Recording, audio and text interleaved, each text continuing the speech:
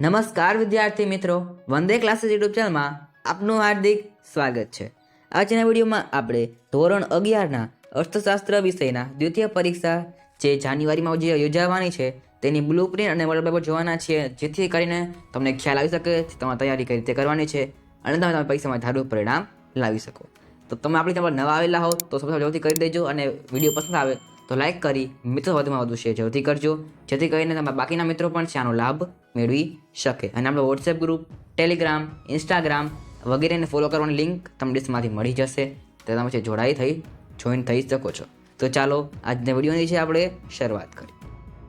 તો કુલ તમારે છે 50 ગુણનું પેપર રહેવાનું છે અને કુલ તેનો સમય તમારે 2 કલાકનો રહેશે। સૌથી પહેલાં આપેલું છે પ્રકરણ પ્રમાણે ગુણભાર।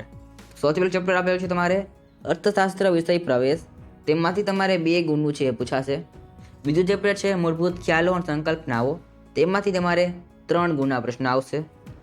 ચેપ્ટર નંબર 3 છે માંગ, તેમાંથી તમારે 4 ગુણના પ્રશ્ન આવશે। ચેપ્ટર નંબર 4 આપેલું છે પુરવઠો, તેમાંથી તમારે 3 ગુણના પ્રશ્ન આવશે। પાંચમું ચેપ્ટર છે આવક અને ખર્ચના ખ્યાલો, તેમાંથી તમારે 3 ગુણના પ્રશ્ન આવશે। ચેપ્ટર નંબર 6 છે બજાર, તેમાં તમારે 6 ગુણના પ્રશ્ન આવશે। ચેપ્ટર નંબર 7 છે ભારતીય અર્થતંત્ર, તેમાં તમારે 9 ગુણના પ્રશ્ન આવશે।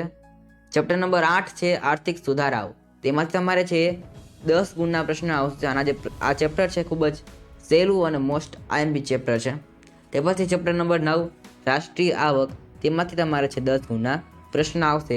કુલ તમારે જે પેપર તમારે 50 ગુણનું રહેશે। આપણે આગળ વધીએ તે પ્રમાણે માહિતી આપી દઉં કે દ્વિતીય પરીક્ષા 2024 માટે ઉપયોગી ધોરણ 11 માટે છે આપણી ચેનલ પર દરેક વિષયના આઈએમપી પ્રશ્ન પણ મૂકવામાં આવે છે અને મુકાઈ પણ ગયા છે।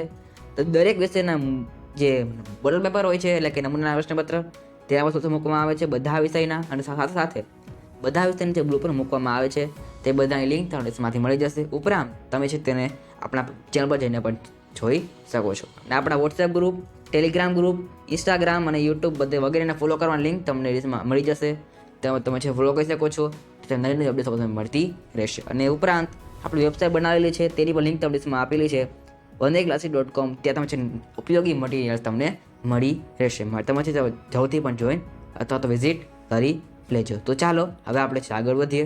આ વિડીયો નોંધ આપેલી છે પ્રથમ પરીક્ષાના અભ્યાસક્રમમાંથી પ્રકરણ નંબર 1 અને 1 થી 5 માંથી તમારે 15 ગુણના પ્રશ્નો આવશે। કેટલા ગુણના? ચેપ્ટર નંબર 1 થી 5 માંથી તમારે 15 ગુણના પ્રશ્ન આવશે। અને પ્રથમ પરીક્ષા પછી અને દ્વિતીય પરીક્ષા સુધીના પ્રકરણ નંબર 6 થી 9 માંથી તમારે કુલ 35 ગુણના પ્રશ્ન પૂછાશે। તો તમને આપેલું છે પ્રકરણ પ્રમાણે ગુણ આપેલા છે, અહીં તમારે વિભાગમાંથી કયા પ્રકરણમાંથી કયા વિભાગમાં પ્રશ્ન પૂછાશે।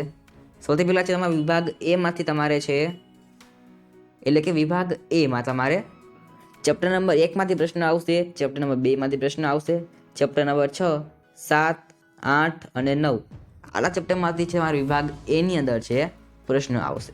તે પછી વિભાગ બી ની અંદર તમારે ચેપ્ટર એટલે કે પ્રકરણ નંબર 1 માંથી ચેપ્ટર નંબર 3, ચેપ્ટર નંબર 6, 7 અને 8 માંથી પ્રશ્ન આવશે। કુલ તો વિભાગ એ છે 8 ગુણનો રહેશે અને વિભાગ બી માં તમારે 8 ગુણનો રહેશે। વિભાગ સી છે ત્યાર પછી તેમાં તમારે ચેપ્ટર નંબર 2 માંથી એક પ્રશ્ન આવશે, ચેપ્ટર નંબર 3 માંથી એક પ્રશ્ન આવશે અને ચેપ્ટર નંબર 7, 8 અને 9 માં તમારે છે 2 પ્રશ્ન આવશે વિભાગ સી ની અંદર 2 ગુણવાળા। કુલ તમારે જે છે વિભાગ સી 12 ગુણનો રહેશે। તે પછી વિભાગ ડી, તેમાં તમારે છે ચેપ્ટર નંબર 4, 5, 6 અને 7, તેમાં તમારા ચેપ્ટર નંબર 6 અને 7 માં ઓપ્શન આપવામાં આવશે। કુલ તમારો વિભાગ છે એ 12 ગુણનો રહેશે। ત્યારબાદ છે વિભાગ ઈ, તેમાં તમારા ચેપ્ટર નંબર 6, ચેપ્ટર નંબર 8 અને ચેપ્ટર નંબર 9 માંથી છે પ્રશ્ન આવશે। તેમાં ચેપ્ટર નંબર 6 માંથી એક અથવાનો ઓપ્શન રહેશે। કુલ તમારા વિભાગના 10 ગુણ રહેશે। તો તમને સૂચના આપેલી છે વિભાગ ડી માં જે ઓપ્શન આપવામાં આવશે તેમાં તમારે તે જ ચેપ્ટરનો પ્રશ્ન આવશે, એટલે કે તમે વિભાગ ડી ની વાત કરેલી છે એટલે અહીં તમે જોઈ શકો છો અહીં ચેપ્ટર નંબર 6 અને 7 માં ઓપ્શન આપવામાં આવેલો છે, એટલે કે તમારા ચેપ્ટર નંબર તે જ ચેપ્ટરમાં પ્રશ્ન આવશે અથવા તે પછી વિભાગ ઈ ની સૂચના આપેલી છે તમને પ્રકરણ 9 નું અથવા માટેનો પ્રશ્ન પ્રકરણ 6 માંથી પૂછવાનો રહેશે, એટલે કે પ્રકરણ 9 નો અથવા તમારો પ્રશ્ન તમારા ચેપ્ટર નંબર 6 માંથી આવશે। આગળ જોઈએ આપણે આપેલ છે બ્લુ પ્રિન્ટ, તમે જોઈ શકો છો, સ્ક્રીન પર પણ પાડી શકો છો. આ જે પીડીએફ જોઈતી હોય તો એમાં તમને મળી જશે. કેવી રીતે મળશે હું તમને આગળ જણાવવાનો છું. ત્યારબાદ તમને જે આપેલું છે મોડલ પેપર, ધોરણ 11 અર્થશાસ્ત્રનું મોડલ પેપર, જે નમૂનાનું પ્રશ્નપત્ર હોય છે. તમને આપે છે થોડું મળવાનું છે. આ પ્રશ્નમાં છે મોસ્ટ આઈએમપી પ્રશ્નપત્ર હોય છે. કુલ તમારે 50 ગુણ છે. સમય તમારે 2 કલાકનો છે. તમે જોઈ શકો છો અહીં તેને વિભાગ એની અંદર છે તમારે કુલ 8 હેતુલક્ષી પ્રશ્નો પૂછેલા છે. વિભાગ બી ની અંદર તમારે છે 8 એક વાક્યના પ્રશ્ન પણ આવેલા છે. ત્યારબાદ છે વિભાગ સી, તેમાં તમારે 12 ગુણનો છે. વિભાગ સી છે તેમાં તમને દરેકના 2 ગુણ છે. તેનો પ્રશ્ન ક્રમાંક તમારે 17 થી 22 સુધીનો રહેશે. તે પછી વિભાગ ડી, તે તમારે કુલ 12 ગુણનો છે. તેમાં તમારે છે વિભાગ એટલે કે પ્રશ્ન ક્રમાંક 23 થી 26 રહેશે. તેમાં છે બધાના 3 ગુણ તમારે રહેશે. અહીં તમને છે બેમાં ઓપ્શન પણ આપેલા છે. તે પછી છે વિભાગ ઈ, જે તમારે કુલ 10 ગુણનો છે. તેમાં તમારે છે દરેકના 5 ગુણ છે અને પ્રશ્ન ક્રમાંક 27 થી 28 રહેશે.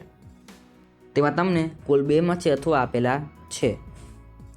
તો આ હતું આપણે ધોરણ 11નું અર્થશાસ્ત્ર વિષયનું મોડેલ પેપર. જો તમને વિડીયો પસંદ આવ્યો તો આગળ સુધી કરજો અને ચેનલ પર નવા આવેલા સુધી કરી દેજો. આપણી ચેનલ પર છે બધા વિષયના આવી રીતે વિડીયો આવવાના છે. દ્વિતીય પરીક્ષા માટે છે ખૂબ જ તમને ઉપયોગી રહેશે. માટે ચેનલ સબસ્ક્રાઇબ કરી દેજો. અને આપણો વોટ્સએપ ગ્રુપ, ટેલિગ્રામ, ઇન્સ્ટાગ્રામ અને વગેરે વોટ્સએપ ચેનલ ફોલો કરવા લિંક તમને તેમાંથી મળી જશે. ત્યાં તમે જોઈન થઈ શકો છો. તો આજના વિડીયોમાં આટલું જ. ફરી નેક્સ્ટ વિડીયોમાં. Thanks for watching. All the best.